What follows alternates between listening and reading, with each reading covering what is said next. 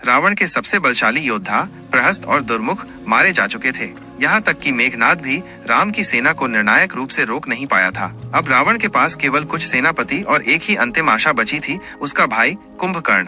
कुंभकर्ण जो बल में अद्वितीय था, परंतु वर्षों से अपनी योग निद्रा में लीन था। रावण ने इस गंभीर स्थिति में आदेश दिया, उसे जगाओ, लंका को अब उसके बल की आवश्यकता है।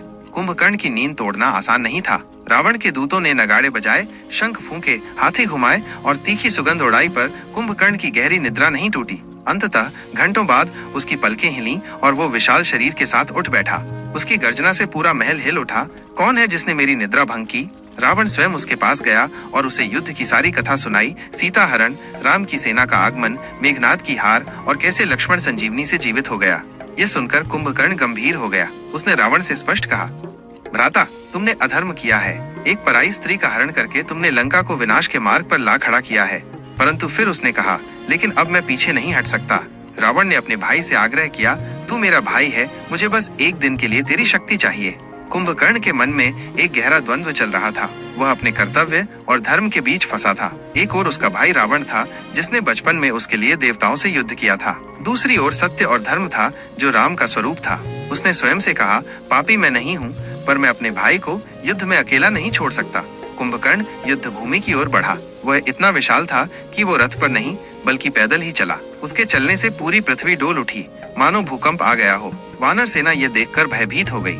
जाम्बवान ने वानरों को धैर्य रखने को कहा, धैर्य रखो, यह समय भी बीतेगा। यह रावण की अंतिम चाल है। कुंभकर्ण विशालकाय रूप में युद्ध भूमि में आया। उसके हाथ में एक विशाल गदा थी और उसकी भुजाएं पर्वतों जैसी थीं। उसने गरज कर कहा, मैं लंका की रक्षा करने आया हूँ, परंतु मैं इस युद्ध से अनर्थ नहीं चाहता।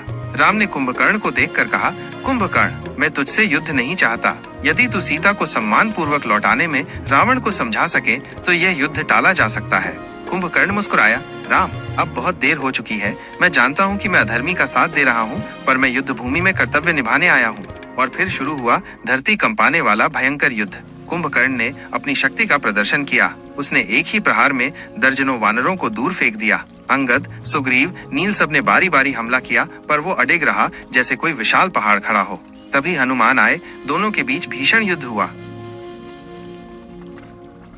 कुंभकर्ण ने हनुमान से कहा, तेरे भीतर अतुलनीय बल है, पर तू मुझे रोक नहीं सकता। और उसने हनुमान को जोर से जमीन पर फेंका। हनुमान थोड़े समय के लिए मूर्छित हो गए। वानर सेना हताश होने लगी। तभी राम ने धनुष उठाया। उनका चेहरा शांत था, पर नेत्रों में युद्ध का संकल्प स्पष्ट था। राम सामने आए। कुंभकर्ण ने उन्हें देखा और उसके मन में विचार आया, ये तो कोई साधारण मनुष्य नहीं, यह स्वयं धर्म का स्वरूप है। राम ने कहा, कुंभकर्ण, अभी भी समय है, लौट जाओ। युद्ध से पहले शांति अंतिम विकल्प है। कुंभकर्ण ने अंतिम बार उत्तर दिया, मैं लौटना चाहता हूँ, पर मैं अपने भाई के प्रति भ्रातृधर्म निभा रहा हूँ। राम ने पहला बाण चलाया। कुंभकर्ण पीछे हटा, गदा उठाकर राम की ओर बढ़ा। राम ने अग्निबाण चलाया, उसके बाद वायु बाण, फिर इंद्रास्त्र। सभी बाण कुंभकर्ण के शरीर पर लगे। अंत में कुंभकर्ण के शरीर से खून बहने लगा। वो धराशायी हुआ और अंतिम क्षणों में उसने राम को देखा और बोला, राम, मुझे मोक्ष दो। मैंने जीवन भर केवल सोया, पर आज जागकर मैंने धर्म को देखा। राम ने उसकी आंखें बंद की और शांत भाव से कहा, तूने युद्ध भूमि में धर्म को पहचाना और अपने कर्तव्य का पालन किया, तेरा मोक्ष निश्चित है। पूरी वानर सेना मौन हो गई और लंका ने अपना सबसे बलवान योद्धा खो दिया।